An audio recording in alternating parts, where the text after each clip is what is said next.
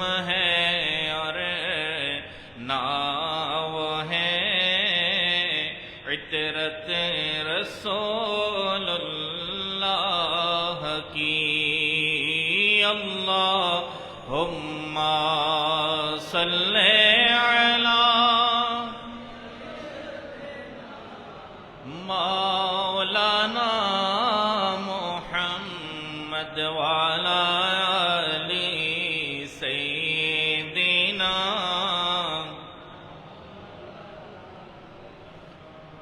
क़ाल अल्लाहु तबारक व तआला फ़ी मुहकम किताबिहिल मजीद। बिस्मिल्लाहिर रहमानिर रहीम। वल्लज़ीन हुम लिअमानातिहिम व अहदिहिम राऊन। सदक़ल्लाहु मौलानाल अज़ीम व बल्लगना रसूलुहुन नबियुल हबीबुल करीम व नहनु अला ज़ालिका मिनश शाहिदीन व शाकिरीन वल्हम्दुलिल्लाहि रब्बिल आलमीन। मौलाया सल्लि व सल्लिम दाइमन अबदा अला हबीबिका खैरिल खल्क़ि कुल्लिहिम। अल्हम्दुलिल्लाह व शुक्रुलिल्लाह वस्सलातु वस्सलामु अला खैरि खल्क़िल्लाह।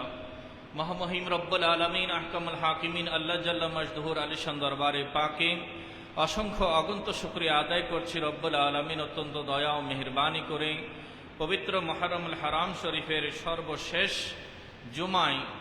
जुमाए अलवेदाय अल्लाहर ए पवित्र घर ऐतिह्यबाही हजरत जंगी शाह अल कुरैशी रहमतुल्लाहि आलैहि जामे मस्जिदे इबादत बंदगीते अंश नेওয়ায় আমাদের সুযোগ দান করছেন। रब ताला दरबारे शुक्रिया आदाय करे मोहब्बतेर आवाजे पेश करी अल्हम्दुलिल्लाह। रसूल करीम सल्लल्लाहु ताला अलैहि वसल्लमार पवित्र दरबारे আকদাসে दुरूद ও সালামের হাদিয়া पेश করছি সাহাবায়ে কেরাম, আহলে বাইতে রসুল, আউলিয়া কামিলিন, ওলামায়ে হক্কানে রব্বানি, আমাদের পূর্বপুরুষ সকলের প্রতি সশ্রদ্ধ সালাম জ্ঞাপন করছি এবং দোয়া করে রব্বুল আলামিন দ্বীন হক ইসলামের খেদমতে তাদের এই অপরিসীম অবদানগুলোকে আল্লাহ কবুল এবং মঞ্জুর করুন, আমিন। শুরুতেই অত্যন্ত ভারাক্রান্ত হৃদয়ে রব্বুল আলামিনের দরবারে ফরিয়াদে হচ্ছি এই সপ্তাহের সবচেয়ে হৃদয় বিদারক যে ঘটনার আমরা পরিলক্ষিত হয়েছে, দৃশ্যমান দেখেছি, রাজধানী ঢাকার উত্তরার মাইলস্টোন স্কুল অ্যান্ড কলেজের যে মর্মান্তিক দুর্ঘটনায় কোমলমতি শিশুরা শাহাদাত বরণ করেছেন। ইন্না লিল্লাহি ওয়া ইন্না ইলাইহি রাজিউন। এবং তাদের শিক্ষাগুরু, শিক্ষক মণ্ডলী, ওই প্রতিষ্ঠানের কর্মকর্তা কর্মচারী সহ বাংলাদেশ বিমান বাহিনীর প্রতিনিধি, পাইলট সহ যারাই এই আকস্মিক দুর্ঘটনায় ইন্তেকাল করেছেন, আমরা সকলের প্রতি সমবেদনা জ্ঞাপন করছি এবং আল্লাহ সুবহানাহু ওয়া তাআলার দরবারে দোয়া করি রব্বুল আলামিন এই কোমলমতি শিশু সহ যারাই এই দুর্ঘটনায় ইন্তেকাল করেছেন সকলকে রব্বুল আলামিন শাহাদাতের মাকাম নসিব করুন, আমিন।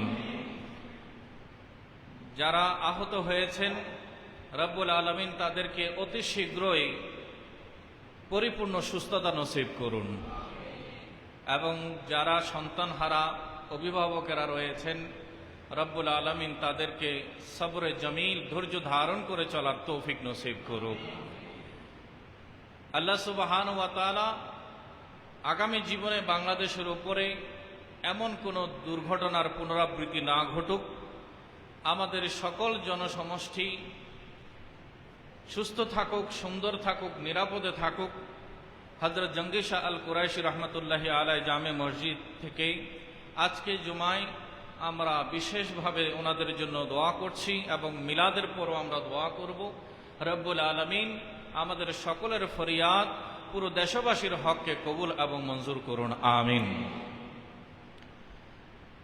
ইসলাম আল্লাহ সুবহানাহু ওয়া তাআলা দেয়া শাশ্বত জীবন বিধান। গত জুমায় আমরা শুনেছি যে কোরআনের হেদায়েত যদি বান্দা গ্রহণ করতে চায় তাহলে তাকে সেটার নজির দৃষ্টান্ত দেখতে হবে রাসূলুল্লাহর জীবনীতে। নবী করিম সাল্লাল্লাহু আলাইহি ওয়াসাল্লাম যা, কোরআনও তা, এখানে কোনো পার্থক্য করার কোনো সুযোগ নাই। নবী করিম সাল্লাল্লাহু আলাইহি ওয়াসাল্লামের আদর্শ যারা ধারণ করে, যারা পালন করে, যারা গ্রহণ করে, রব্বুল আলামিন তাদেরকেই সফলতার প্রাপ্ত বলে কোরআনে ঘোষণা দান করেছেন। রব্বুল আলামিন পবিত্র কোরআনের সূরাতুল মুমিনুনের প্রথম আয়াতে ইরশাদ করেছেন, কদ আফলাহাল মুমিনুন, যে নিঃসন্দেহে যারা আমি এবং আমার রাসূলের উপরে ঈমান এনেছো, তোমরা মুমিনেরা অবশ্যই অবশ্যই সফল কাম হয়ে গেছো। একটু বড় করে বলি সুবহানাল্লাহ। মুমিন বান্দা সফল কাম হয়েছে। আল্লাহ সুবহানাহু ওয়া তাআলা ঘোষণা করেছেন 18তম পারার প্রথম পৃষ্ঠায় যে সূরা সূচনা হয় সূরাতুল মুমিনুন, সেই প্রথম আয়াতে আল্লাহ সুবহানাহু ওয়া তাআলা বলেছেন, কদ আফলাহাল মুমিনুন, যারা আল্লাহতে বিশ্বাস এনেছে, যারা রসুলের উপর বিশ্বাস এনেছে, যারা রসুলুল্লাহ আল্লাহর পক্ষ থেকে যা কিছু নিয়ে এসেছেন তা মনে প্রাণে বিশ্বাস করে সেগুলোকে গ্রহণ করেছেন, ধারণ করেছেন, আল্লাহ বলছেন তারা সাকসেসফুল হয়ে গেছে, তারা সফল হয়ে গেছে। সে সফলদের কিছু চরিত্র, কিছু বৈশিষ্ট্য আল্লাহ সুবহানাহু ওয়া তাআলা বর্ণনা করেছেন এবং বিষয়টা আমরা রিলেট করব রসুলের পাকের সাথে। রাসূলুল্লাহ সাল্লাল্লাহু আলাইহি ওয়াসাল্লামের জীবনের সেই গুরুত্বপূর্ণ চারিত্রিক মাধুর্য যা আল্লাহ সুবহানাহু ওয়া তাআলা ফোকাস করেছেন, পয়েন্ট করেছেন যে যারা আমার রসুলের এই আদর্শগুলো ধারণ করে তারাই কেবল মুমিন, আর যারা মুমিন হয়েছে তারা সফল হয়ে গেছে। তন্মধ্যে একটি বিষয় আল্লাহ সুবহানাহু ওয়া তাআলা আমাদের দৃষ্টি আকর্ষণ করে বলছেন, মুমিন হচ্ছে সেসব লোক ওয়াল্লাযীনা হুম লিআমানাতিহিম, যারা আমানতের প্রতি লক্ষ্য রাখে, ওয়া আহদিহিম রাউন, এবং তাদের অঙ্গীকার, তাদের প্রতিশ্রুতিগুলোকে হেফাজত করে। একটু বড় করে বলি সুবহানাল্লাহ। মুমিনের মধ্যে অনেকগুলো বৈশিষ্ট্য আছে, তবে গুরুত্বপূর্ণ একটি বৈশিষ্ট্য হচ্ছে মুমিনের কাছে আমানতদারিতা থাকবে, মুমিনের কাছে প্রতিশ্রুতি, ওয়াদার গুরুত্ব থাকবে, সেই ওয়াদা রক্ষা করার মতো, হেফাজত করার মতো তার মধ্যে মানসিক এবং তার কার্য পরিচালনাতে এই দক্ষতা থাকবে। সে কখনো স্বেচ্ছায় তার ওয়াদা ভঙ্গ করবে না। রাসূল করিম সাল্লাল্লাহু আলাইহি ওয়াসাল্লামের অনেকগুলো সুন্নাত সম্পর্কে আমরা জানি, অনেকগুলো গুণাবলী বৈশিষ্ট্য সম্পর্কে আমরা অবগতি অর্জন করেছি। আল্লাহর হাবিবের অনন্য গুণাবলীর মধ্য থেকে অন্যতম একটি হচ্ছে আমার পেয়ারা রসুল সত্যবাদী ছিলেন, আমার পেয়ারা রসুল আমানতদার ছিলেন। একটু বড় করে বলি সুবহানাল্লাহ। এ কারণে কাফের মুশরিকরা পর্যন্ত আমার নবীকে সম্বোধন করতেন আল আমিন আস-সাদিক, আস-সাদিক আল আমিন। যে নবী করিম সাল্লাল্লাহু আলাইহি ওয়াসাল্লামের ব্যাপারে তারা সবাই বলে ডাকতেন আল আমিন। রাসূলুল্লাহ হচ্ছেন অত্যন্ত বিশ্বস্ত, ওনার কাছে কোনো কিছু ব্যাপারে সন্দেহ পোষণ করতে হয় না। ওনার কাছে কোনো আমানত রাখলে সেটা নষ্ট হয়ে যাবে বা সেটা কেউ গ্রাস করে ফেলবে, সেটা হাতছাড়া হয়ে যাবে, এমন কোন কল্পনা বান্দার মন মগজে ধ্যান ধারণায়ও আসতে পারে না। রাসূল করিম সাল্লাল্লাহু আলাইহি ওয়াসাল্লামের এই আমানতদারিতা এবং বিশ্বস্ততা, সত্যবাদিতা যদি মানুষের মধ্যে থাকে তখন সেই সমাজে, সব সমাজে প্রশংসিত ব্যক্তি হয়ে যায়। পবিত্র কোরআনের অপর স্থানে সূরা নিসার 58 নম্বর আয়াতে পাক আল্লাহ সুবহানাহু ওয়া তাআলা নিজে বলছেন, ইন্নাল্লাহা ইয়া'মুরুকুম আন তুআদ্দুল আমানাতি ইলা আহলিহা, নিশ্চয় আল্লাহ তোমাদের নির্দেশ দিচ্ছেন আমানত সমূহ তার প্রকৃত পাওনাদারদের নিকট প্রত্যর্পণ করতে।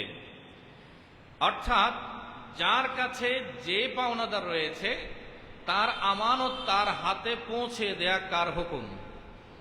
আল্লাহর হুকুম। আল্লাহ বলছেন, ইন্নাল্লাহ, নিশ্চয় আল্লাহ, ইয়া'মুরুকুম, তোমাদেরকে নির্দেশ দিচ্ছেন, আন তুআদ্দুল আমানাতি ইলা আহলিহা, যার হক যেটা তাকে তার হক বুঝিয়ে দাও, তার হক তাকে ফিরিয়ে দাও, তার হক তার কাছে পৌঁছিয়ে দাও। এটা আল্লাহর বান্দাদের প্রতি আল্লাহর নির্দেশ। একটু বড় করে বলে সুবহানাল্লাহ। রব্বুল আলামিন আমানতদারিতার যে বিষয় আমাদেরকে উপস্থাপন করেছেন পবিত্র কোরআনে, সেটি আমাদের বর্তমান সমাজের জন্য অতীব প্রাসঙ্গিক, যার কারণে আমাদের জুমার আলোচনার শিরোনাম হয়েছে ইসলামে আমানত রক্ষার গুরুত্ব ও তাৎপর্য। পবিত্র কোরআনে আল্লাহ সুবহানাহু ওয়া তাআলা সৃষ্টির সূচনায় এই আমানতদারিতার গুরুত্ব আলোচনা করেছেন। আল্লাহ সুবহানাহু ওয়া তাআলা বলছেন, ইন্না আরাদনাল আমানাতা আলাস সামাওয়াতি ওয়াল আরদি ওয়াল জিবালি ফাআবাইনা আন ইয়াহমিলনাহা ওয়া আশফাকনা মিনহা ওয়া হামালাহাল ইনসানু ইন্নাহু কানা যালুমান জাহুলা। আল্লাহ বলছেন, আমি আসমান সমূহ, পৃথিবী এবং পর্বতমালার নিকট এ আমানত পেশ করেছিলাম। আমানত আল্লাহ পেশ করেছেন আসমানের কাছে, জমিনের কাছে, এবং বড় বড় পর্বতমালা, যার উচ্চতা নিয়ে আমরা গর্ব করছি, সর্বোচ্চ পর্বত শৃঙ্গ বলছি, সে পর্বতগুলোর উপরে আল্লাহ সুবহানাহু ওয়া তাআলা আমানতকে সুপর্দ করেছেন, পেশ করেছেন। কিন্তু আল্লাহ তাআলা বলছেন, অতঃপর তারা তা বহন করতে অস্বীকার করলো।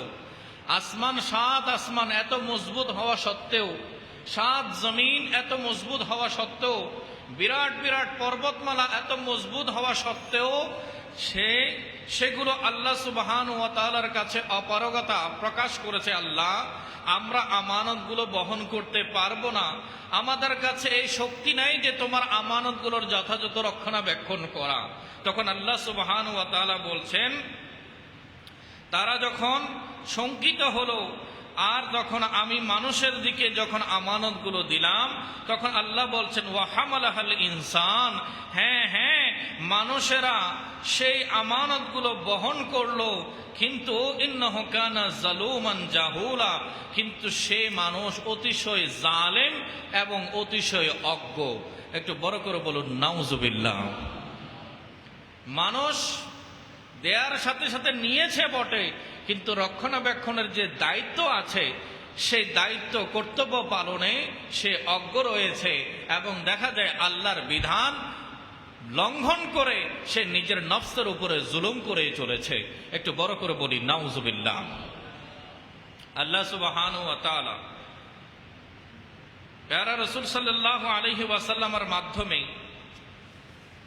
আমাদেরকে মুমিনের পরিচয় জানিয়ে দিয়েছেন।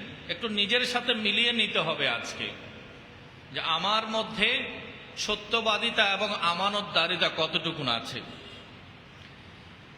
পবিত্র কোরআনের সূরা আহজাবের ৭২ নম্বর আয়াত আপনাদের সম্মুখে আমি তেলাওয়াত করেছি এবং সেটার তর্জমাও পেশ করেছি।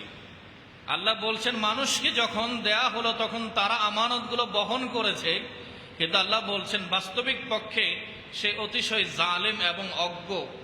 সে আল্লাহর বিধান জেনেও লঙ্ঘন করে, আর আল্লাহর বিধান কোনটি আমানত সেটার ব্যাপারে অবগতি অর্জনে অবহেলা করে অজ্ঞ থাকে।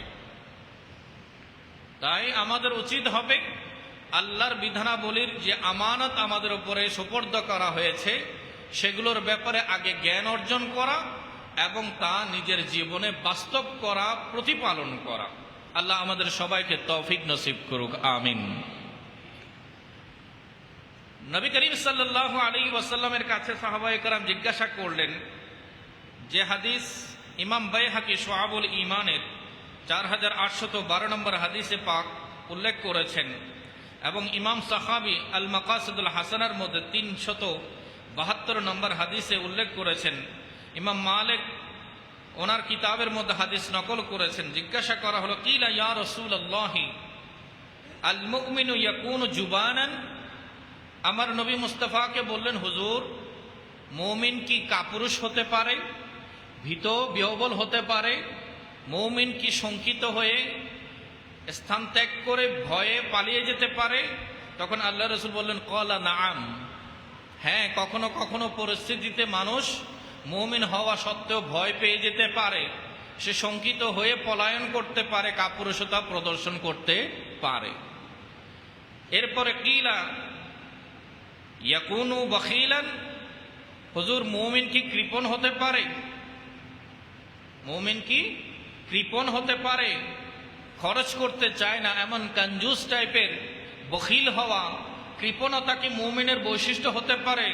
তখন আল্লাহর রাসূল বললেন, ক্বালা নাআম, হ্যাঁ, কখনো কখনো মুমিনও অর্থ সম্পদের প্রতি আন্তরিক হয়ে গিয়ে, আগ্রহী হয়ে গিয়ে কৃপণতা প্রদর্শন করতে পারে। তখন জিজ্ঞাসা করলেন, ক্বালা কিলা ইয়াকুনু কাযযাবান, হুজুর, মুমিন কি মিথ্যাবাদী হতে পারে? মুমিন কি মিথ্যাবাদী হতে পারে, কথায় কথায় মিথ্যা বলে, এমন চরিত্রের হতে পারে? তখন আল্লাহ রাসূল বললেন, ক্বালা লা, না না, মুমিন কাপুরুষ হতে পারে, মুমিন কৃপণ হতে পারে, কিন্তু জেনে রাখো, মুমিন কখনো মিথ্যাবাদী হতে পারে না।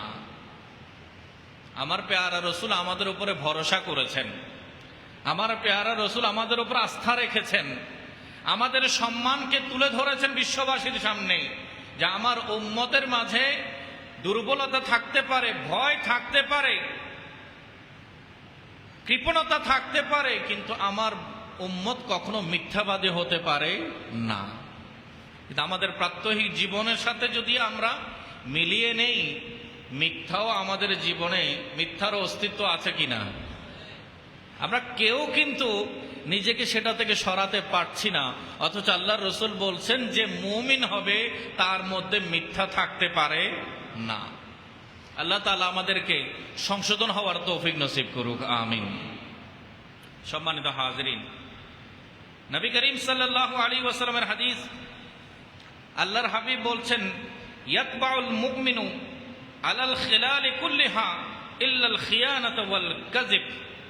আমার রাসূলের হাদিস, ইমাম হাইসামি মাজমাউ জাওয়ায়েদের মধ্যে 328 নম্বর হাদিসে পাক, মুসনাদে বাজ্জারের মধ্যে 1139 নম্বর হাদিসে পাক, মুসনাদে আবি ইয়ালার মধ্যে 711 নম্বর হাদিসে পাক, আল্লাহ রাসূল বলছেন, মুমিন সকল স্বভাবের উপর সৃষ্টি হতে পারে, মুমিনের জীবনে অন্যান্য স্বভাব চরিত্র সব পাওয়া যেতে পারে, তবে জেনে রাখো, ইল্লাল খিয়ানাতা ওয়াল কাযিব, মুমিন আমানতের খেয়ানতকারী হতে পারে না, আর মুমিন মিথ্যাবাদী হতে পারে না।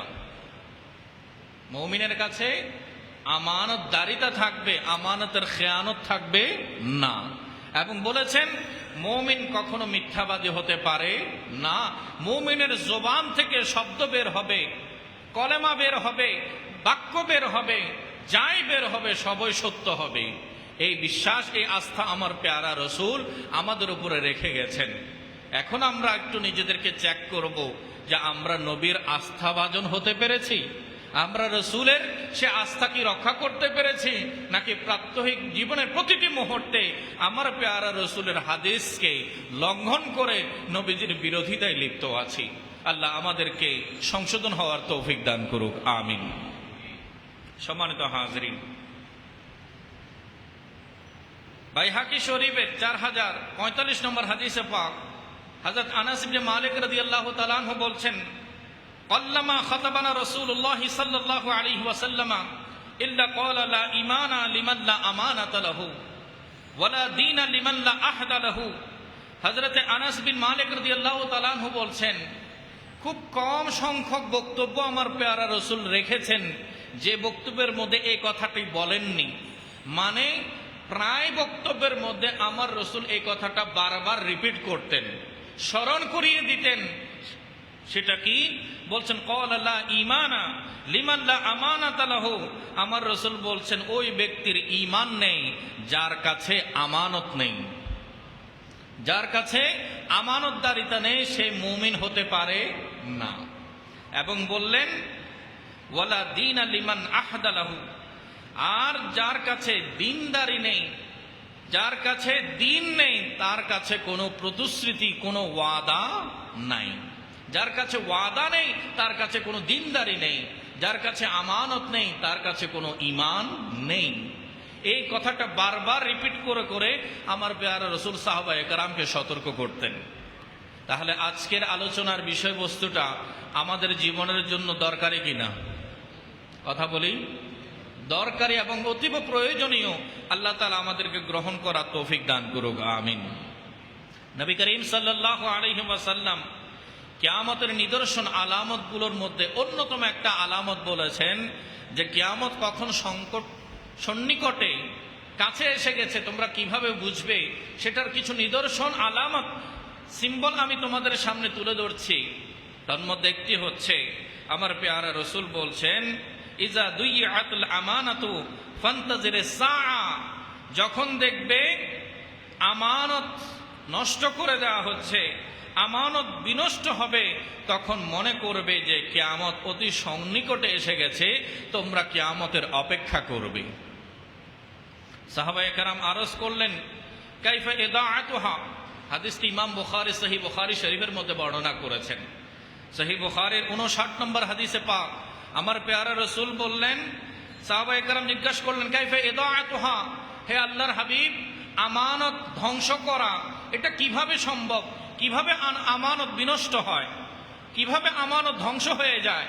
তখন আমার পেয়ারা রসুল বললেন ইজা উসিদাল আমরু ইলা গায়রি আহলিহি ফান্তাজিরিস সাআ, আই আমার উম্মত তোমরা জেনে রাখো, যখন অযোগ্য লোকের হাতে ক্ষমতা অর্পণ করা হবে। কোন লোকের হাতে? অযোগ্য লোকের হাতে যখন ক্ষমতা অর্পণ করা হবে, মনে রেখো কিয়ামতের অপেক্ষা করো, কিয়ামত সন্নিকটে। এই পৃথিবী আর বেশি দিন টিকবে না। আজ অযোগ্য লোকের হাতে দায়িত্ব অর্পণ ধ্বংসের জন্য যথেষ্ট হয়ে গেছে। এক লোক চরিত্রবান, মুত্তাকি, সৎ ইত্যাদি গুণে গুণান্বিত, কিন্তু গাড়ি চালাতে পারে না, ড্রাইভিং করতে পারে না। তাকে যদি ড্রাইভারের সিটে বসিয়ে দেওয়া হয় এবং গাড়ি চালাতে যদি বলা হয়, সে কি গাড়ি গন্তব্যে নিয়ে যেতে পারবে? বলেন তো। মানুষটা সৎ, মানুষটা শিক্ষিত, মানুষটা আমানতদার, মানুষটা চরিত্রবান, কিন্তু সে গাড়ি চালাতে পারে না। এখন তাকে যদি চালকের সিটে বসিয়ে দেওয়া হয়, ওই গাড়ি সহি সালামতে পৌঁছবে নাকি দুর্ঘটনার শিকার হবে? সবাই বলি দুর্ঘটনার শিকার হবে। কারণ সে ব্যক্তিগতভাবে অনেক গুরুত্বপূর্ণ গুণাবলীর অধিকারী হলো, সত্য ভালো গুণাবলীর অধিকারী হলো, যে চেয়ার তাকে বসানো হয়েছে ওই চেয়ার সামলানোর যোগ্যতা তার কাছে নাই। ঠিক তেমনি আমাদের সমাজের দায়িত্ব, অফিস আদালতের দায়িত্ব, পরিবার পরিচালনার দায়িত্ব, মসজিদ মাদ্রাসা শিক্ষা প্রতিষ্ঠান পরিচালনার দায়িত্বভার, এমনকি ব্যবসা বাণিজ্য পরিচালনা, রাষ্ট্র পরিচালনার দায়িত্ব যার হাতে অর্পণ করা হচ্ছে, সেই বিষয় যদি আমরা একটু লক্ষ্য করি, দেখা যায় সর্বক্ষেত্রে অযোগ্য লোকের দাপট বৃদ্ধি পেয়েছে। সর্বক্ষেত্রে অযোগ্য লোকের দাপট বৃদ্ধি পেয়েছে। তাহলে যারা অযোগ্য হয়ে চেয়ারে বসে আছে, তাদের কাছে কি কাঙ্ক্ষিত উন্নয়ন করা কি সম্ভব? আশা করা আমাদের দ্বারা কি এটা দুরাশা নয়? আশাহত হওয়ার বিষয়, কারণ তার দ্বারা এটা পরিচালনা করা কখনো সম্ভব নয়। অযোগ্য ব্যক্তি যোগ্যদের স্থান দখল করে বসে আছে। আমার পেয়ারা রসুল বলছেন কিয়ামত অতি সন্নিকটে। একটু বড় করে বলুন নাউজুবিল্লাহ। দুঃখ নেবেন না, আমাদেরকে দেখতে হবে নবী করিম সাল্লাল্লাহু আলাইহি ওয়াসাল্লামের আমানতদারি এবং দিয়ানতদারি। আল্লাহর প্রিয় হাবিব সাল্লাল্লাহু আলাইহি ওয়াসাল্লামকে রব তাআলা অনেক বড় সম্মাননা দান করেছেন, অনেক বড় মুজিজা আমার প্যারা রসুলকে আল্লাহ দান করেছেন। রসুলের ইশারাতে চাঁদ দ্বিখণ্ডিত হয়ে গেছে। একটু বড় করে বলি না সুবহানাল্লাহ। আমার রসুল জমিনে কোটি কোটি মাইল দূরে চন্দ্র আঙ্গুলের ইশারা করেছেন, চাঁদ দ্বিখণ্ডিত হয়ে গেছে। নবী করিম সাল্লাল্লাহু আলাইহি ওয়াসাল্লামের আঙ্গুলের ইশারায় অস্তমিত সূর্য আবার উদয় হয়ে গেছে। নবীজির পক্ষ থেকে ডাক দেয়ায় বৃক্ষ নিজের শাখা বাকল ফলমূল সহ দৌড়াতে দৌড়াতে নবীজির কদমে এসে সাজদায় অবনত হয়ে গেছে। নবীজিকে দেখে পাথর কলেমা পড়া শুরু করে দিয়েছে।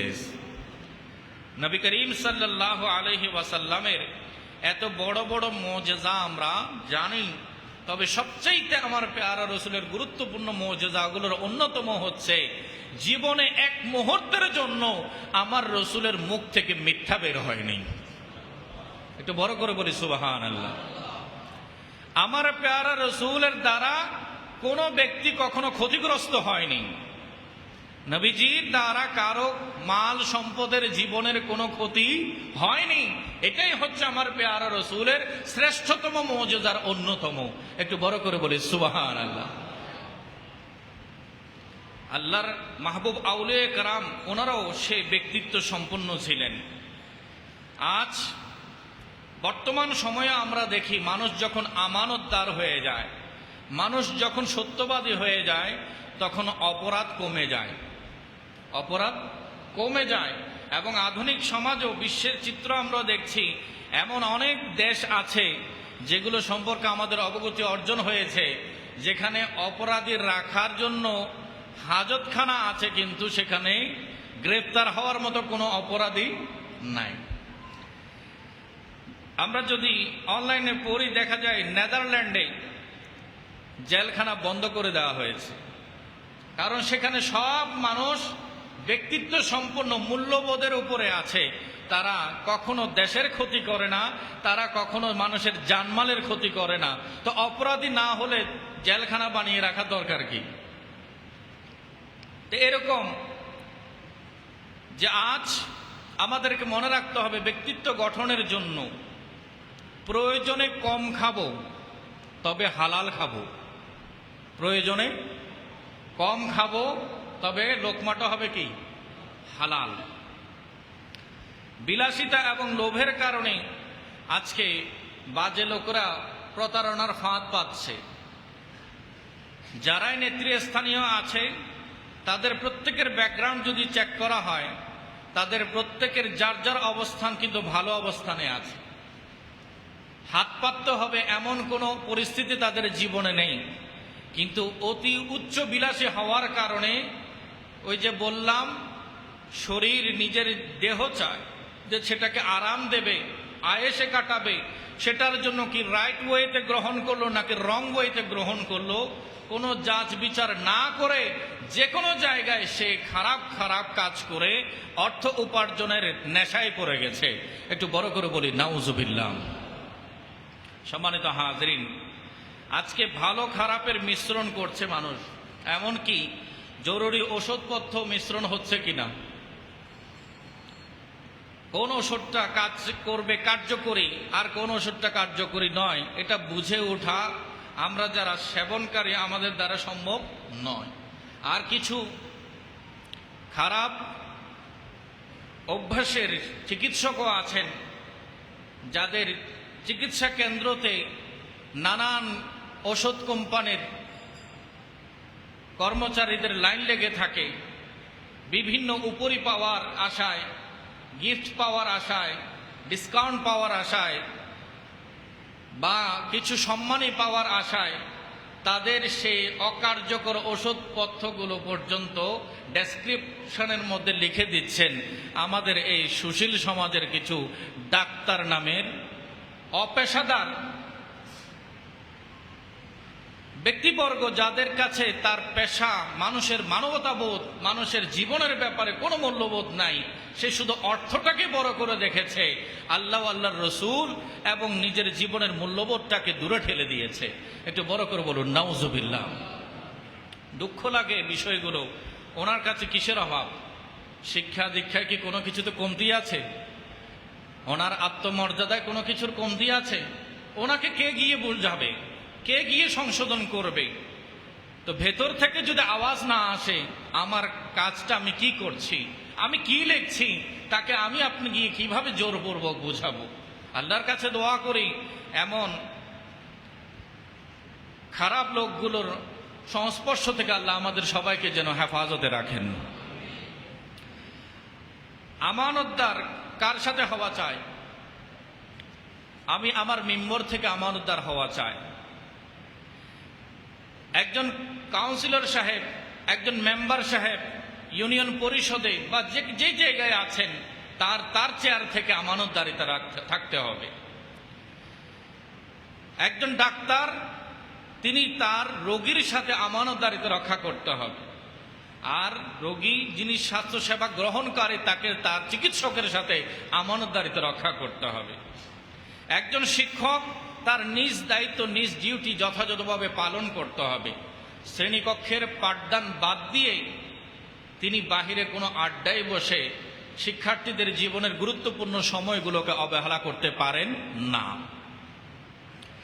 হাউস টিউটর ঘরের মধ্যে এসেছেন বাচ্চাকে পড়ানোর জন্য, ওই শিক্ষক শিক্ষার্থীকে পড়তে দিয়ে বাকি সময়টা যদি সোশ্যাল মিডিয়া স্ক্রলিং এর মধ্যে যদি ব্যস্ত হয়ে যান, ইনি আমানত নষ্ট করছেন।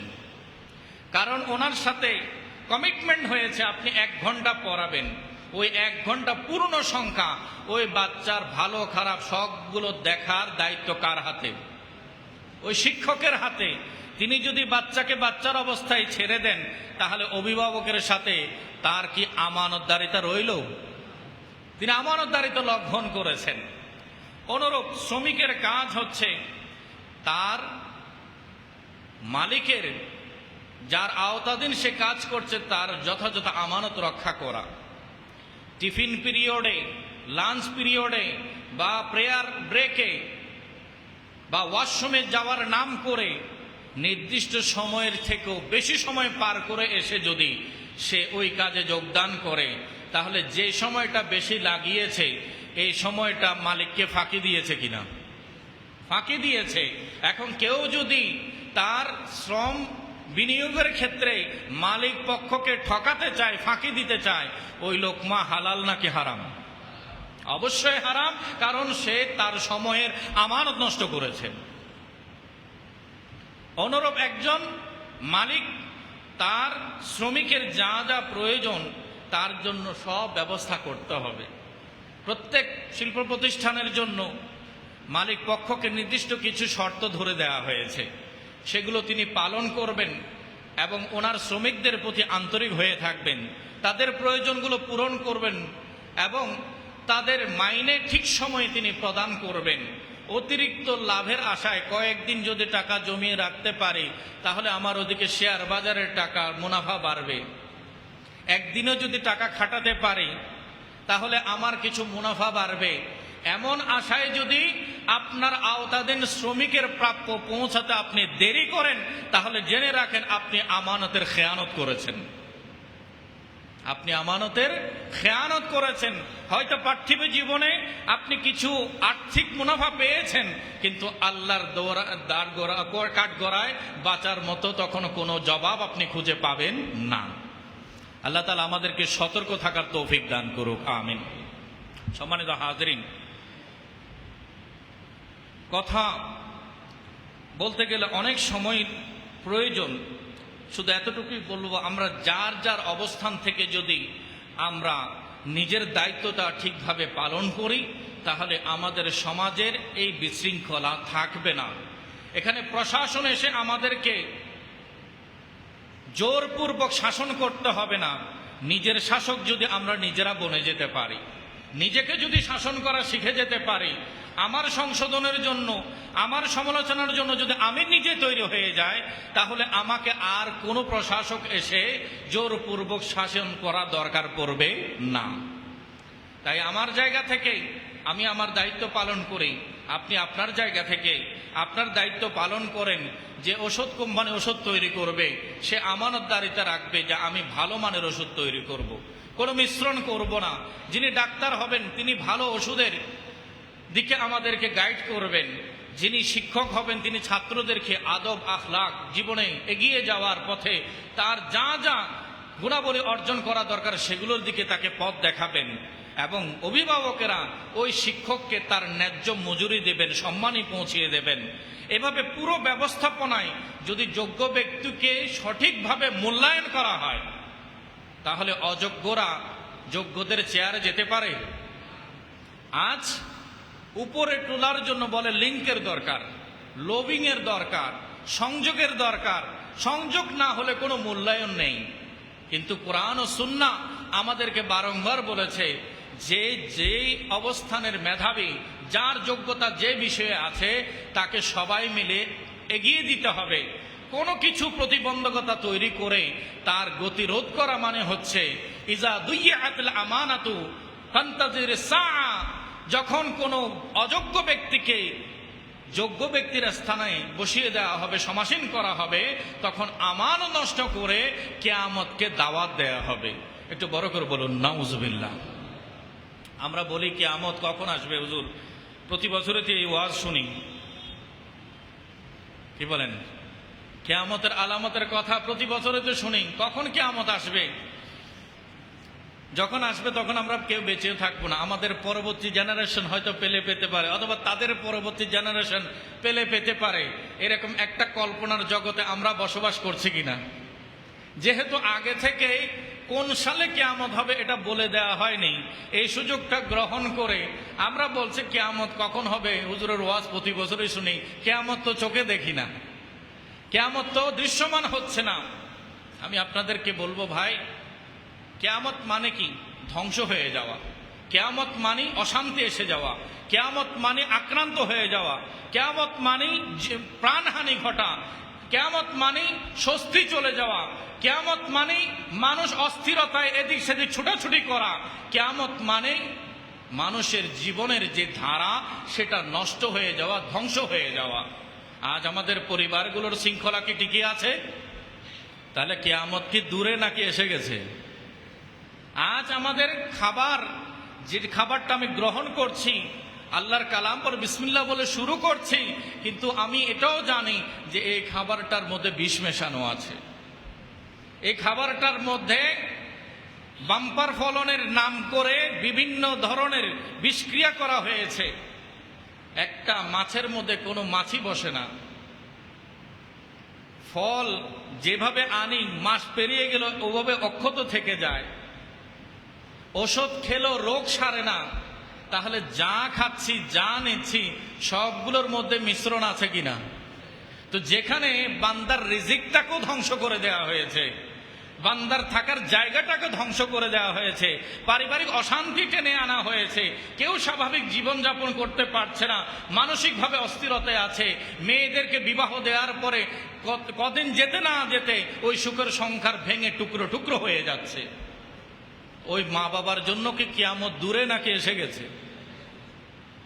যে দম্পতির সন্তান ভালো চিকিৎসার অভাবে মারা যাচ্ছে, ওই দম্পতির জন্য কি কিয়ামত দূরে আছে নাকি এসে গেছে? আজ আমরা যে স্বস্তিতে দুই চোখ বন্ধ করে ঘুমাতে পারছি না, আমাদের জন্য কি কিয়ামত দূরে নাকি এসে গেছে? একটু শুধু ভাবার বিষয়। কল্পনার জগতে শুধু এটা ভাববেন না যে কবে কিয়ামত হবে। এখনো তো দেখি অক্ষত আছে। নাই, অক্ষত আমরা কেউ নাই। একটু নিজের জীবনের সাথে মিলিয়ে নিলেই বুঝতে পারবেন যে আগের জীবনের বন্ধন, শৃঙ্খলা, জীবনের মান উন্নয়ন, বর্তমান সময়ে আমাদের যে জীবনের অবস্থা, অস্থিরতা আগের তুলনায় কমেছে নাকি বেড়েছে? অশান্তি কমেছে নাকি বেড়েছে? বেড়েছে। এখন অনিরাপদ অবস্থায় মানুষ ঘর থেকে বের হচ্ছে। আবার প্রাণ নিয়ে ঘরে ফিরতে পারবে কিনা এটার সিকিউরিটি কেউ দিতে পারছে? আল্লাহর উপরে ভরসা করে বিসমিল্লাহি তাওয়াক্কালতু আলাল্লাহি ওয়া রাসূলিহি বলে ডান কদম সামনে দিয়ে আমরা অগ্রসর হয়ে যাচ্ছি। বাকি কারো হাতে, আপন বলি পর বলি, কারো হাতে কারো জানমালের কোনো নিরাপত্তা আমরা দৃশ্যমান দেখছি না। আল্লাহর দরবারে শুধু দোয়া করি, রব্বুল আলামিন এই কিয়ামত সম পরিস্থিতি থেকে অতি শীঘ্রই আমাদেরকে উত্তরণ করার আল্লাহ তৌফিক নসিব করুক, আমিন। পরিশেষে এতটুকুই কথা, যদি আমি আমার জায়গা থেকে আমানতদারিতে রক্ষা করি তাহলে আমার জীবনটাও জান্নাতের বাগান হতে পারে। আর যদি আমি লঙ্ঘন করি তাহলে আমার দেখা দেখায় আরো বহু লঙ্ঘনকারী তৈরি হবে। আর পুরো সমাজের সব মানুষই যখন আমানতের খেয়ানত করবে, সত্যবাদিতা ছেড়ে দেবে, ওই সমাজে কখনো শান্তি ফিরে আসতে পারে না। মদিনার রসুল যখন মদিনা মুনাওয়ারায় শাসন চালিয়েছেন তখন রাহমাতুল্লিল আলামিনের ছোঁয়ায় পুরো মদিনা জান্নাতের বাগান হয়ে গেছে। আর যতই আমরা রসুল থেকে দূরে সরা শুরু করেছি, রসুলের জীবন আদর্শ গ্রহণ করা থেকে দূরে সরেছি, ততই আমাদের জীবনে নানান অশান্তি পেয়ে বসেছে। রব্বুল আলামিনের কাছে দোয়া, রব্বুল আলামিন সকল দুর্ঘটনা থেকে, অশান্তি থেকে, উশৃঙ্খলা থেকে, অনিরাপত্তা থেকে বাংলাদেশ এবং সারা বিশ্বের মুসলমান সহ সারা বিশ্ববাসীকে আল্লাহ নিরাপদ জীবন নসিব করুক, আমিন। ওয়া আখিরু দাওয়ানা আনিল হামদুলিল্লাহি রাব্বিল আলামিন। আসসালামু আলাইকুম ওয়া রাহমাতুল্লাহি ওয়া বারাকাতুহু।